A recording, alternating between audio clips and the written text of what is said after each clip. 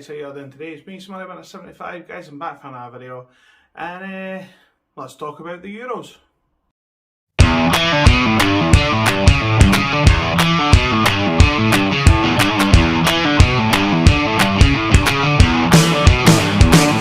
Because as I said in the intro there, I'm going to take a wee minute just to talk about the Euro final that happened last night between Italy and England. Obviously, if you don't know the result, obviously Italy won the whole thing on penalties, beating England.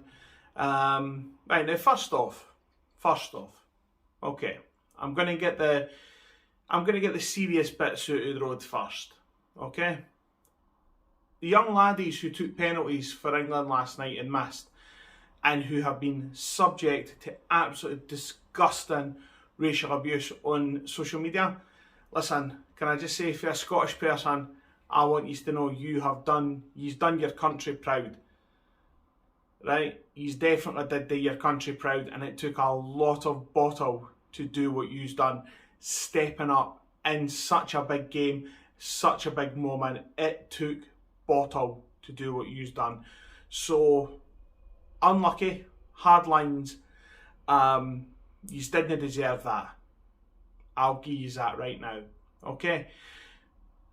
Going away from kind of the thing with the players, I can't speak for anybody else, but the atmosphere, and probably, I don't know if it's the rest of the UK, whatever, but the atmosphere was a weird one yesterday. You know, I felt the atmosphere kicking round about the house and everything like that was really, really strange. Because, listen, I'm not going to make any bones about it, right? I'm a Scottish person. I didn't want to see England win. I'm not one of these Scottish people that want to see England do well at tournaments. I never have been. I never will be. Right? I didn't understand it. I didn't understand why you would want somebody who is a rival to do well. Do you know what I mean? And the thing is, when I say a rival, I didn't just mean between Scotland and England. That could be if it was Scotland and Ireland, Scotland and Wales, Scotland, whatever, at the end of the day. Do you know what I mean? To me, you should be supporting the country of your birth. That's how it is.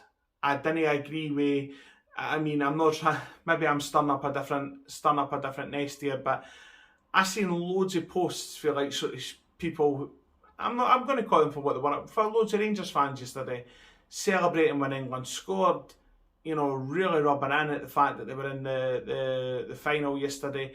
And I didn't understand that. You're as Scottish as they come. You come from Glasgow. Why are you supporting England? But then, well, I mean, you see a team like Rangers and the way that they operate, it probably answers the same question, doesn't it? But I mean, it's personally something I don't do. I never have done it. I never will. I've got English friends, and for them, I was devastated. Because, you know, if they were to win it yesterday, or if they were ever to go away and win a major tournament, England, I mean, for them, for my English friends, I would be delighted. The same way as they would be delighted if it was Scotland in that sense. But let's face it, Scotland are never going to probably win a tournament in my lifetime anyway. So, I mean, these are the people that I didn't understand. Okay, I'm going to get that out there right now. I didn't understand that. I didn't understand these people, you know. So it was a weird atmosphere in the house yesterday, and it took an even sort of a worse turn when England went 1-0 up. Because I felt at that point, I was like, shit, they might actually do this. Now, again, I've said it many times, and I stand by what I'm about to say. I have no quarrel with the England national team. It's players, it's staff, manager, nothing like that. I do have slight quarrels with certain sections of the sport. I think that's pretty evident, and again, for more reasons that I'm going to go into in a minute. But the thing that I cannot stand is the way the media portrays England. I don't understand it. I don't get it. I don't understand the whole big thing that they feel the need to do it. Right? For the last 4 weeks, as soon as Euro 2020 started, literally down to the opening game between Italy and Turkey, they spent 45 minutes talking about who Gareth Southgate would line up against. And this is both on BBC and ITV. I don't understand that. There was nothing to do with England. England shouldn't have been getting spoken about. It was a game against Italy and Turkey. England shouldn't have been getting spoken about. That's my opinion. I don't get it.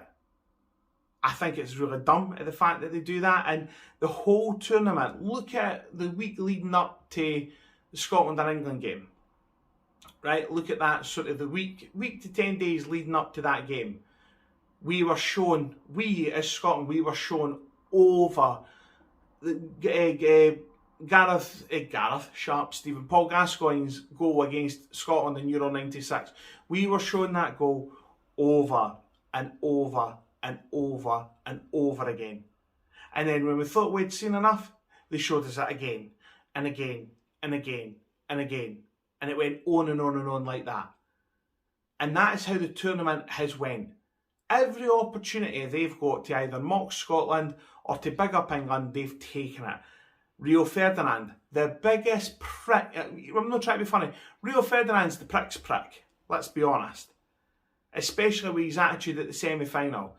Saying things like, it doesn't matter who wins the night. England's better than these two teams. England's better, England's better, England's better. I don't get that. I just think it's stupid. I think it's dumb. I think it is really disrespectful and arrogant to talk about other nations the way that the BBC pundits and ITV pundits feel it's okay to do. I don't get that. Look at the newspaper headline when Steve Clarke named his team. Okai the Who.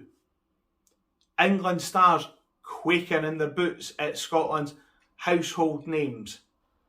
That to me is just totally, it's fucking so disrespectful when you bear in mind our starting 11 that that played the Czech Republic. 6 of the players play for English clubs in the English top flight. I don't get this complete and utter disregard for other nations. I don't understand that. It's something that to me is just dumb. I think it's stupid. But obviously, as I say, going on the game last night, it just seemed to be that they were kicked into overdrive. And I'm not going to lie, when it went 1-0 to them, I thought, fuck, they might actually do this. And life at that point just didn't seem worth living. Do you know what I mean? I'm the same as every other Scottish person kicking about when it went to penalties. I was quite confident that Italy were going to win. And I'm glad that they did, to be honest. But I mean, listen, as I say, my problem isn't with the England national side, it's players, it's staff. I think at the end of the day, these guys are there to do a job. I haven't got any quarrel with them. As I say, I have a quarrel with certain sections of the sport, which yesterday was proven. Riots leading up to riots in Leicester Square yesterday, people throwing bottles and big rocks at each other. Why? I didn't understand it. People fighting with each other, people try to storm the stadium, booing the national anthems, booing the Italian national anthem, I beg your pardon, and then obviously going away and giving the English players racial abuse on social media, as well as fighting amongst each other after the game as well. These are the things that I just, as I say, I didn't understand what drives fans to do that when you're all the same. Can I just say, I have never ever in my life been to a Hibs match where the fans have done that. I've never been to a Scotland match where fans have done that either. I didn't understand it. It's something that I just don't get. I don't understand. The thing for me, as I say, like, the abuse these guys got yesterday was absolutely disgusting. The booing when the players took the knee as well at the beginning of the game, I think it again is disgusting. And it just screams hypocrisy for me. Because these guys, you know, these people, these individuals who were booing the players when they took the knee, were then celebrating like fuck when, obviously, you know, England were winning. And look at it's the same. I said this in my last video with the sheer hypocrisy that take you booing when they took the knee, and you absolutely gone absolute apeshit when Raheem Sterling scored his goal. I think it was against the Czech Republic. I don't know, or Croatia. It was one of them. But I mean, I just didn't get that. I didn't understand that mindset. I didn't understand that mentality where you are booing. To me, listen, see taking the knee, I will never boo that because I mean, it's a symbol. Do you know what I mean? And I know people will say politics and football do not mix. And on the one hand, it's right, but something has to happen. And if players taking the knee before a football match meant that people actually started waking up and realising at the end of the day that there should be more equality in the world, then so be it. Look at, as I say, look at last night. Oh, like that is it Saka or Sacco? Sacco, beg your pardon. I'm not going to lie, my heart was breaking for the young laddie. He's 19 years old. He's just missed the penalty that would have kept England in the game. The laddie broke into tears. And I mean, he is a laddie, let's be honest. Get what I mean? And for him to then have that, to then go home and see this disgusting abuse that he got, it's rank, it's disgusting. But again, this is a minority. I mean, I didn't agree with him very often, but Gary Lineker said something on Twitter that I really, really agree with when he says, it might be the minority, but this minority is a loud one. And I completely concur with that statement. I didn't agree with it. As I say, this whole thing, didn't tar everybody with the same brush. I'm not tarring everybody with the same brush. I know that it's the same in every walk of life, especially where football is concerned. There's good ones in there, there's good ones, there's bad ones, and then there's arseholes. Nobody's denying that. But for what these laddies went through, especially the likes of that Marcus Rashford, who's done so much for children in England, more than what he's in government has, and for him again to go through what he went through last night was just absolutely minging. It's disgusting. So these are the things that I take for the match last night, in the sense that, like, my honest take on it is the future is very bright for, I think, certainly for English football. That team that they've got there, they'll probably hang about for at least another 10, 12 years. They have got a lot of talent in there. They've got a lot of depth. They've got a manager there who, in my opinion, is probably one of the best managers I probably have, because he's very, very calm and he's very good at bringing people together and actually trying to break down a barrier. And yes, maybe last night was a step too far for them. You know, obviously we go into the World Cup next, and England will be up there the same as what they are every time there is a major tournament. They'll be up there. But again, it comes down to this whole thing again. It's not the players who are at fault. It's not the manager. It's not the staff who are at fault. It's the mainstream media. It's the BBC. It's ITV. These people are a hindrance more than a help. And I would completely understand if, like, my mate said to me, you know, would it be the same if Scotland were in that sort of, that if it was roles reversed and that was Scotland? Yeah, of course we would probably be we would probably go away and big the players up as much as possible. But the difference I feel, and again this is my opinion, between Scottish and English football is, again, Scottish football fans I actually think are quite real. I think they're very realist in the sense that we know that the Scottish national side aren't going to be getting to tournament finals and semi-finals because, for whatever reason, we didn't seem to be good enough, right? And that's no shit on the players. It's more the organisation. It's the top leagues. It's lazy scouting in my eyes, and I've said that for a long time, that I feel that something has to change from the top to the bottom.